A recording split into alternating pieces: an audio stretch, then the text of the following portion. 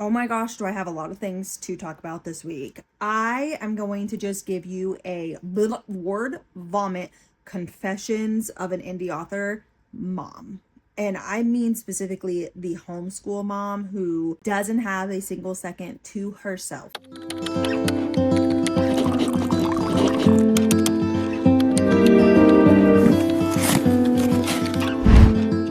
Because last week I talked about books that I think new writers should read if they're getting into writing, because I do think that they are helpful. But I also have some things to get off of my chest. Because being a mom is one thing. Working a 9 to 5 is one thing. Being, single is one thing. Being a mom who homeschools and has children constantly, it is so hard to feel human. It is, I think for like a long time, I lost who I was as a person. Straight up did not know who I was. Who's Ash? No one cares. I was in the muck of just trying to survive. I had 2 humans. My kids are 2 years apart. I mean, exactly 2 years, 3 days, 12 hours to be exact apart.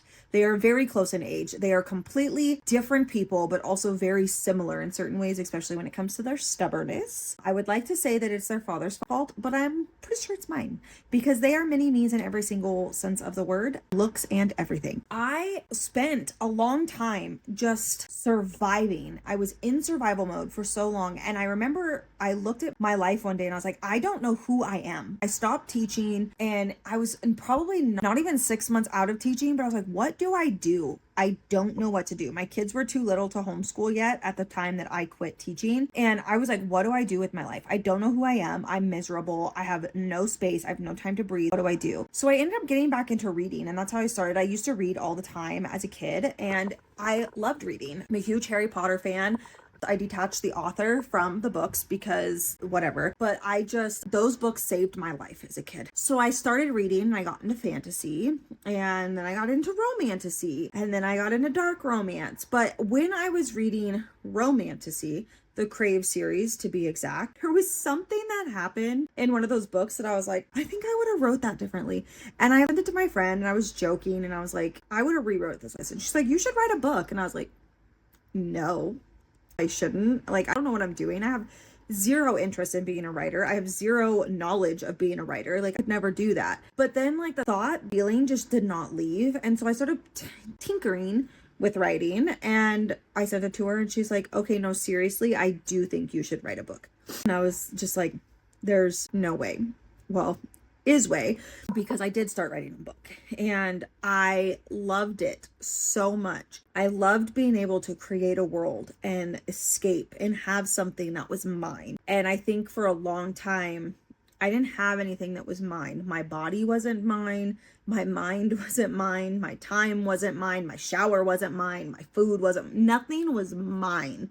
Because if it wasn't my children, it was my husband. And I feel like every mom goes through that. Just what am I except everybody else's punching bag? That's kind of what it felt like. And I started writing and I found a happy place and I found a place to escape. And I know that's where a lot of writers end up writing, is because they need an escape or they want to create something that's better than what they have. And so for me, I started playing with it and I wrote a whole book. It was trash. It was garbage. But the book that I'm currently writing is heavily based off that. It's just been improved so much more since I've taken the time to actually learn the craft and dig deep and figure out what I want my story to be about. And my story plays with themes of nature versus nurture and love as a weakness and power and control and just very heavy topics, something that I struggled with a lot growing up. And so I wanted to bring that to life in a very different way. And I probably chose the worst genre to write in for me because I struggled so hard to get there. And now I no longer read fantasy, which is why this is a limited edition genre for me, because I will not be writing paranormal romance or fantasy for a while. I will be writing contemporary romance after this because I just feel like that's where my heart's being tugged to. And I feel like every indie author goes through that too. They think they want to write something and they start learning and they're like, oh, maybe I don't. So let's get into the confessions of an indie author. I think I've given some, but let's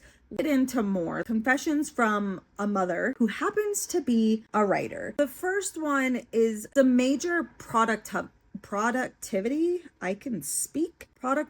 lie is that my writing time often looks like I'm in the bathtub with my phone. I'm in the car waiting for my kid from co-op. I'm in my bed right before I go to bed. It's voice notes of just ramblings before I go to bed.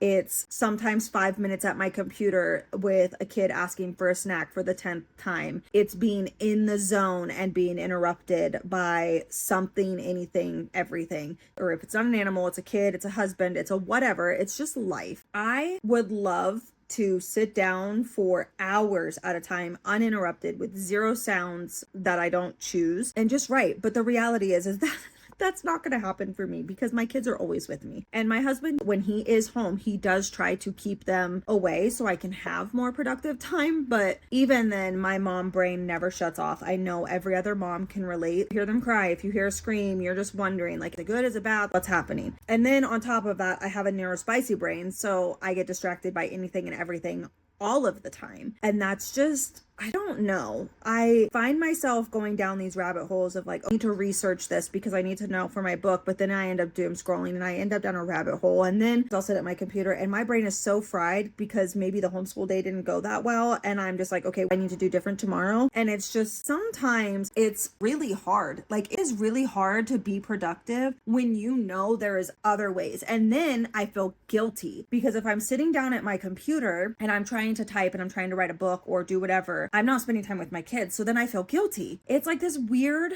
pull and tug. I don't know how to explain it. Like, with them all the time, I should not feel guilty for taking a couple hours to myself, but I do because I chose to stay home with them. So shouldn't I want to be with them 24/7? But then it's like, no, because I shared last week, my son decided to Chuck Norris the tooth out of my daughter's face. So like, what is happening? I don't know. Being in my brain is a scary place sometimes because there's a lot going on up there. And it's just like, I don't know. I feel incredibly guilty. I resent the interruptions. I get so angry. I don't yell at them, but I do get like really frustrated. I'm like, please go away. Especially when I am in like a writing mode and you know what I mean. You're writing, the words are flowing, everything is good, the scene is perfect, you got it. And then boom, mom, can you open my chip bag? And everything that you thought of is just gone. It's gone. Where did it go? I have no idea. But is it coming back? No. So I start getting really frustrated. And then on top of that, if I choose to write, laundry gets put back or this or that because I can't do everything at all times. I just can't. I want to, but I can't. So sometimes things get put on the wayside and then I feel guilty because my husband works out of the house. He works his butt off to support my dream and our family. And then I let the house get messy. I don't know. I don't know. But then I tell myself, you know what? You're human. You're doing a lot. It's okay. And forgive yourself because you're trying to build something bigger for your family. And you're also trying to find a way to keep yourself sane as a human because I can't just be mom. That's how really scary things happen to mom. I can't do that. Another confession. Let's go for number 3, imposter syndrome. Anybody else just struggle with that? The you're not good enough. Why are you writing a book? Especially when I derail and I disappear off the planet for a few months and don't touch my novel. I'm like, are you even going to do it? Are you even good enough to do it? The imposter syndrome really sinks in and it's really, really hard to just push past that sometimes, especially when I have other friends who have started with me who have published multiple books. But then I have to remind myself they don't have children. They're not homeschooling. They don't live the same life that I live. And that's where I have to give myself grace. But I don't know. My biggest fear, I think, is that I've invested so much money into my editor, into classes to learn how to do book covers, into programs, into books, into all of these things for it just to go nowhere and never pay bills. That is what I'm really scared of, is putting out thousands and thousands of dollars for something that doesn't even bring money in. Do you know what I mean? It's like wasting money going on trips or something where it's going to benefit your mental, but it's not going to benefit your bills. It could put you in trouble. So it's scary investing into something and not knowing if it's actually going to go somewhere. So I think that's my biggest fear, is just, I don't know. I'm scared no one's going to read my book. No one's going to look at it. No one's going to take me seriously. And then I'm scared that people are going to love my book so much that that's what they're going to expect from me. And I'm no longer writing that genre. So I'm really scared about that too. I don't know. But I don't want to stick on that too long because I think that's every author's fear, is just, what if it does nothing? Confession number 4 at this point is the creative process. And what I mean by this is I feel like everyone was like, save the cat, save the cat, save the cat. And I talked about this last week with you, and I was telling you that Save the Cat is a great book. It really is. But for my brain, it is too beefy. I can't handle it. I can't outline like that, because then I outline like that and my brain goes, oh, the book is done.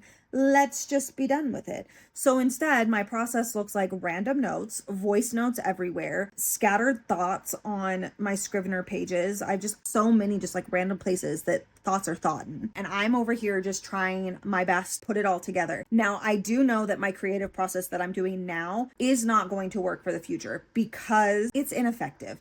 I'm trying my best to push through this book now. That's a lot of the reasons why I'm not writing in this genre in the future, because I just know it's not for me. It stresses me out too much. And so I'm going to go a different route. And plus, I really love contemporary books. I will be writing more dark edged where there's darker themes, but it's not enough to be dark romance, because I believe in pure, sweet love where they're happy and they're good for each other. And, I don't know, that's me. I don't think that standard advice when it comes to the creative writing process works for everyone. And it definitely does not work for me. As a homeschooling mom with limited bandwidth and zero time, Save the Cat just does not work for me. And that's okay. I've found other books. Shut Up and Write the Book is one of my favorite books by Jenna Moreci. I will stand for that book until the end of time. It's just amazing and it's phenomenal and it's the best book ever. My last confession is why I'm doing it anyways, because I just listed a lot of negative things, I feel like. And so why am I still doing it? Why am I torturing myself? And I think that's because it's the only thing that's mine. It's truly mine. At the end of the day, I will have a book published, even if it's just one book. If that's the only book I ever publish, I have one book that is out in the world that is mine, that I built, that I created, and that my kids can go, my mom wrote a book. And it is just, it's mine. I think for me, I originally came into it with an idea of like, oh, being an indie author, I will make lots of money. And at the end of the day, I don't think that writing as a career is the only goal for me anymore. I think it's my identity outside of being a mom and outside of being a teacher and a wife. Like, I'm an author. And I think that's important for me. And I think I need that for me, because when people ask, what do you do? Oh, I'm just a mom. I'm a homeschool mom. I don't like that. I like the conversation of like, oh, I'm a writer. I write books. And it's just, I don't know.